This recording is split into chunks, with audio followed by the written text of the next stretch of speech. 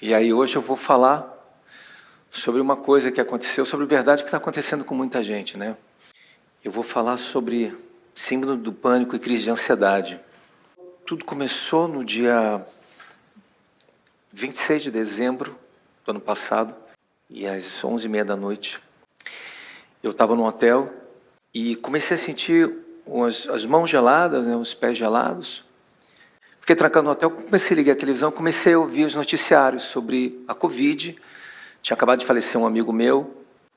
Enfim, comecei a sentir uma sensação que eu já tinha ouvido falar isso, mas nunca tinha sentido na pele. Depois, até conversando com pessoas, as pessoas falavam: pô, mas você é um ator bem-sucedido, com uma família bacana, você sente isso? Não, você não... Essas coisas a gente não escolhe, né? É um gatilho que dá. E a gente falar sobre saúde, simplesmente sobre uma coisa que é ligada à nossa mente, é muito importante. Comecei a sentir isso, essa sensação de morte iminente. Estava num hotel trancado e comecei a ligar para as pessoas para tentar uma ajuda, né? E ligado na televisão, aí botei um desenho animado, tentei dar uma relaxada, botei no Peppa Pig, num Cartoon Network, para ver se melhorava, a coisa só piorava. E comecei a ligar para os amigos e nada, ninguém me atendia. Liguei para casa para falar com a minha família, também ninguém atendia. Até que eu consegui falar com a minha sogra. Sim, eu me dou bem com a minha sogra. E ela me atendeu, eu falei: está acontecendo isso. Ela falou: vem para cá. Mais ou menos uns 20 minutos de carro, já com uma sensação, tentando já desfalecendo, e não, mas enfim, chegando lá, ela olhou para mim, viu meus lábios brancos, falou: Marcelo, parece que você vai morrer, tudo que você não precisa ouvir quando você está passando por isso, se alguém falar para você: acho que você vai morrer. Então, achei realmente que eu ia morrer, porque ela, sem querer, só potencializou isso. E aí comecei o noticiário passando, né, 300 mil mortes. Eu falei: será que é mais uma estatística? Eu estou vendo isso. E não era Covid, eu sei que era uma coisa da minha cabeça, mas eu não sabia como dominar aquilo. E eu falei: liga para o meu médico, meu clínico geral, por favor, liga para ele. Nisso entrou meu sogro, também na sala, que tem pouco cabelo. Quando ele me viu, o cabelo dele ficou em pé, o resto que ele tinha. E ele falou: você está com os lábios muito brancos, você está pálido. Eu falei: vou morrer, né? Segunda pessoa que falou isso. Hoje em dia eu rio disso, mas foi uma sensação trágica. E ela falou com o meu clínico. Meu clínico falou: dá um remédio para ele. E aí ela voltou para o quarto, onde eu estava deitado. Eu falei: eu estou passando muito mal, não sei o que está acontecendo comigo. Ela falou: vou te dar um remédio. Eu falei: é alguma coisa light? Eu estava com essa coisa de... não, é uma coisa natural, você vai adorar. Abre a boca. Eu falei: abri a boca. Eu falei: o que é? É uma coisa natural, Rivotril. Botou Rivotril. Botou 20 gotas de Rivotril na minha boca. Eu falei: quantas gotas? Ela falou: são 6, mas ela mentiu. Ela, foram 20. E aí eu desmaiei, claro. Me acalmou realmente. Depois disso, fui procurar o que estava acontecendo comigo. Fui atrás de 4 clínicos gerais, 5 dermatologistas. Não sei porque com uma pessoa com síndrome do pânico e crise de ansiedade vai procurar dermatologista, mas eu procurei. E aí uma das pessoas, meus amigos, falaram: você está louco, né? Porque um vai falar uma coisa, outro vai falar outra.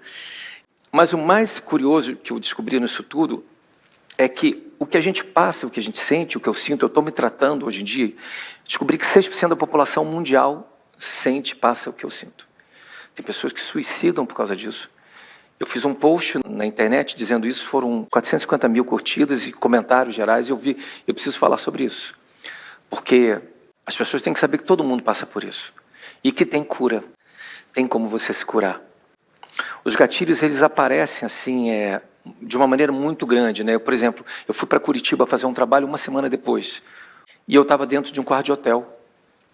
E só de eu estar num quarto de hotel, como eu tive a primeira experiência no quarto de hotel, eu falei: eu vou sentir aquilo de novo. O que é que aconteceu? Eu senti. E aí liguei para o meu empresário que estava no andar de cima, ele não me atendeu, eram 4h30 da manhã, eu tinha que acordar às 7. O coração disparou, mão gelada de novo, eu fiquei andando pelo quarto do hotel, tomei um banho, lembrei: tomo um banho de água quente, não sei o quê, e fui andar pelos arredores ali do hotel, até das 6 horas da manhã, o dia amanhecendo. É muito forte o que a gente sente. Vejo relatos de pessoas que vão para o hospital e os médicos minimizam isso que a gente sente. Falam: não, ele não tem nada, dá um ansiolítico para ele, manda ele para casa, tem coisa mais séria aqui. Só que o que a gente sente é muito sério. Porque tem pessoas que se matam, tem pessoas que piram, que enlouquecem. Mas tem cura. Uma das minhas curas foi um livro muito importante que mudou minha vida, chamado O Poder do Subconsciente, do Joseph Murphy. Esse livro, ele é um divisor de águas na minha vida. Eu descobri uma chave lá, que está tudo na nossa mente, né? Então, alguns exemplos que aconteceram com o livro foram muito importantes. Primeiro, conversar com a crise. Conversar com a crise. Quase como se a crise fosse uma entidade, entendeu? Ela está aqui do teu lado. O Enrico Caruso, que foi um cantor italiano de ópera, muito famoso, ele cantava no Scala de Milão, que era tipo o Maracanã das óperas. No livro conta isso. Ele foi cantar e uma vez ele começou a ter uma síndrome de pânico.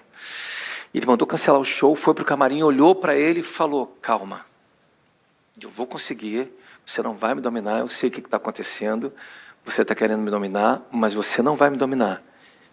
E ele conseguiu, conversou com a crise, foi lá, fez um grande show. Quando eu li isso, eu estava tendo a terceira crise no quarto da minha casa, com as crianças, com a família, e eu senti que a crise estava vindo. Começou os pés gelados, eu estava vendo um desenho animado com as crianças. E aí eu lembrei disso, eu me acalmei, respirei e conversei com a crise, porque eu vi que ela estava vindo. Parece meio louco o que eu estou falando, mas não é. É verdade isso. Eu conversei com ela, me acalmei, descobri que ela dura 15 minutos, só que nesses 15 minutos interruptos é enlouquecedor para quem sente. Depois passa, né? E conversei com a crise e ela passou. E uma coisa que fala também no livro que é muito importante, que é como a nossa mente nos trai. Posso me trair se eu ficar nervoso. Então eu tenho que me acalmar. Respirar. É só a gente acreditar no ar. Tem uma frase que eu gosto muito, que a gente é o que a gente come, né? As pessoas falam isso, né? A gente é o que a gente pensa. Então, o que a gente pensa é o que a gente é. A gente tem que pensar positivo. Um livro que eu gosto muito também, de Yogananda, chamado Onde Existe o Lui. Yogananda foi um grande pensador também. A gente não precisa ser um Yogananda para poder ter calma na vida, no dia a dia, mas a gente pode tentar pensar no presente. É isso que eu procuro fazer hoje em dia, né? A gente fica muito preocupado com a opinião dos outros na internet, por exemplo. É uma coisa que vai levar a gente à loucura. Ou você posta você com uma roupa bonita, alguém te critica, ou um posicionamento, alguém te critica. Eu, por exemplo, como ator, já fiz esperar crítica de teatro sair na madrugada, comprar o jornal na banca às 5 da manhã para ver se a pessoa estava falando bem de mim. No dia seguinte, esse jornal vai estar enrolando peixe na feira. Então, isso nos traz sofrimento. Então, isso que eu senti e que muita gente sente é a opinião dos outros, nos traz sofrimento e muito. Tem uma frase que eu gosto muito, que é: eu gosto de pessoas que não precisam que todo mundo goste delas, né? A gente quer ser aceito. A gente quer ser aceito pela nossa família, pelos nossos amigos. A gente quer ser aceito por todo mundo. E a gente tem que ser aceito pela gente, porque a gente é. Então, por isso que eu quero falar sobre a minha verdade. Essa minha verdade é essa. O que eu passei, o que eu sofri, o que eu estou terminando de sofrer, porque eu estou em tratamento ainda. Eu tomo remédio todos os dias. Procure um profissional de saúde. Não faça que nem aqui o amigo Marcelo procurou 5 médicos, tá? Porque não vai adiantar nada. E eu cheguei a um ponto de uns 5 médicos, um me dá um remédio, aí eu pegava um remédio do outro, botava um pedacinho do remédio do outro, fazia um shake de remédio. Falei, vai dar certo. Não, só piorava, claro. Então não faça essa burrada. Comecei a descobrir que esses gatilhos que eu sentia também tinham a ver com a minha infância. Sou ator hoje em dia, estou falando aqui para você, mas eu era um garoto com 15 anos de gago, tímido, e eu era músico, tocava gaita de olhos fechados, né? E eu me lembro que as meninas no colégio falavam: Marcelo, bonitinho, tocando gaita de olhos fechados, que charme. Não era charme, eu tinha medo, pânico de encarar a plateia. Não tinha charme nenhum. Então, essa minha timidez me trouxe problemas na minha infância, e depois eu fui vendo, com esses gatilhos que eu tive, que tem muito a ver com o que eu sou hoje. Eu me lembro que, com 15, 16 anos, tinha uma menina linda na escola, eu convidei ela para ir para uma casa que meu pai tinha na praia. Ela era linda, tinha uns olhos verdes. Eu fui passar um fim de semana com ela e eu, doido para dar um beijo nela e poder, essa coisa de garoto de 15 anos. Fomos para a praia, a gente estava na praia junto e eu me lembro que ela ficava me olhando assim, linda, né? E eu olhando para ela, e a praia sozinha, só nós, a gente brincando, mergulhando. E uma hora eu falei assim comigo, né? Falei, vou dar um beijo nessa menina. E ela ficava me olhando assim, tipo, vem, me beija, né? E uma hora eu falei para ela, eu preciso falar uma coisa com você, Elisa. Ela fala, já com o rosto aqui. Pode falar, Marcelo, você é tão fofo, fazia assim na minha bochecha. Aí eu não consegui, eu falei assim, olha, eu acho que vai chover. Ela, o quê? Não, puta, puta de um sol, como vai chover? Eu acho que vai chover. Ela falou, Marcelo, você é muito engraçado, né? Que fofo que você é. É tudo que um homem não quer ouvir nessas horas, que você é fofo, né? Bom, mas enfim, tem muitos anos isso, mas tem a ver muito com o que eu sou, né? A minha timidez, eu me lembro que eu voltei no carro com meu pai, com ela, eu tentava tocar a mão nela assim, e ela estava dormindo já na volta para o Rio de Janeiro, e eu tentava chegar assim na mão dela aqui, era um sofrimento para poder encostar o meu dedo mindinho no dedo dela. Chegou meu pai e falou, filho, você está suado, estava suando em bicas. Você está passando mal? Eu falei, não, pai, não é nada não. Bom, alguns meses depois eu vi ela saindo com meu irmão. Você vê como é que a vida é. Fura olho, meu irmão. Um beijo para você, Alexandre. Até hoje eu não esqueço disso que você fez comigo. A timidez tinha a ver muito com isso, né? Eu fui fazer teatro por causa disso, né? Eu estou falando isso porque isso tem a ver com tudo que eu tive. Minha mãe é uma pessoa que tem pânico. Eu já presenciei situações. Minha mãe, eu com 14 anos, a gente pegando um avião. Meu filho, fica aí. Eu falei, onde é que você vai? Eu vou na cabine do piloto. Eu falei, mãe, você não pode ir. Não, mas eu vou porque está nublado, vai dar um problema, eu vou lá. Foi na cabine do piloto, ela me contou depois. E ela chegava para o piloto e falou, ó, vira aqui que tem nuvem, vira. Tem nuvem aqui à esquerda, vai para a direita. Você está andando mais rápido, vai mais devagar. Tem mais nuvem aqui, vai no meio. O cara, eu falei, mãe, você chegou pro piloto para ele desviar, pegar a direita? Ele falou, meu filho, deu certo, a gente pousou, tá tudo certo. Tá vendo? Eu vou fazer sempre isso. Eu falei, mãe, não faça isso. Até que minha mãe, um dia, a gente fez uma viagem para Buenos Aires. Ela falou, começou a chover muito. Ela falou, gente, vai cair. Eu falei, o avião nem decolou, mano, mas vai cair. Ela desceu do avião e mais 4 malucas desceram com ela. O que aconteceu? Perderam a viagem, o avião não caiu, né? Óbvio. Tem uma frase que eu gosto muito que é o medo do passado, do futuro, do fracasso, né? Isso talvez seja o maior inimigo do homem, né? Que a gente tem um medo de que alguma coisa vá acontecer, né? A gente não fica vivendo o presente, né? Eu estou aqui agora falando para você, eu estou vivendo o presente. E eu lembro de uma outra história, eu estava mergulhando, logo depois dessa situação toda do pânico, eu resolvi me botar à prova, né? E fui fazer um mergulho de 30 metros debaixo da água, e voltou o pânico de novo. E o instrutor me puxou, eu falei, cara, eu não vou conseguir. Ele falou, você vai conseguir. E eu comecei, me acalmei, lembrei da respiração toda que eu tinha que fazer, desci, e eu lembrei que se eu tivesse um pânico, eu morria. Porque não tem jeito, se você está a 30 metros debaixo d'água, se você tem um pânico, você literalmente, você tem uma embolia e você não consegue. Aí eu falei, caramba, então foi uma chave aquele dia para mim, porque eu falei, tudo que eu estou sentindo agora é o que eu tenho que fazer na minha vida. Essa é a chave. Eu tenho que respirar. Eu tenho que respirar. Eu estou aqui debaixo d'água, a 30 metros, as pessoas lá mergulhando, os peixes felizes da vida, e eu tenho que me acalmar. Eu consegui me acalmar. E eu falei, eu vou levar isso para a minha vida. Ali foi um divisor de água na minha vida, por incrível que pareça. Porque eu comecei a respirar devagar. E hoje em dia eu consigo respirar devagar.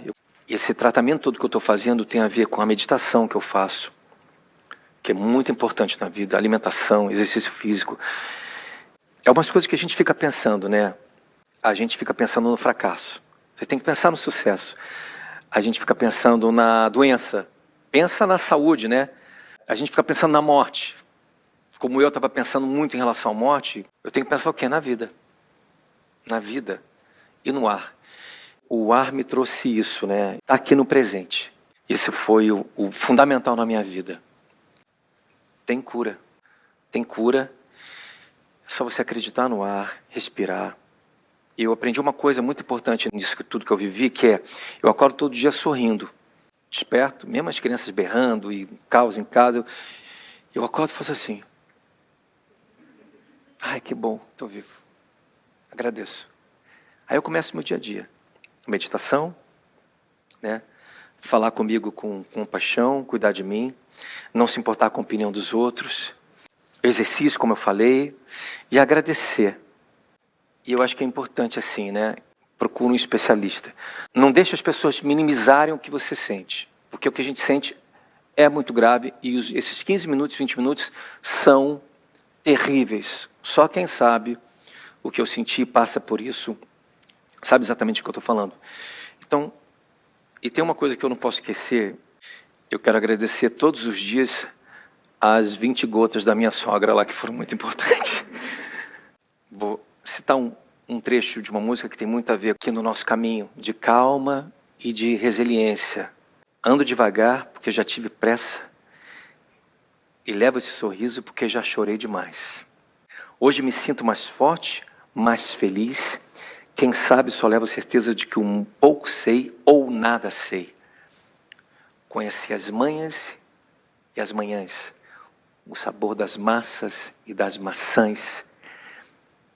É preciso amar para poder pulsar. É preciso paz para poder sorrir.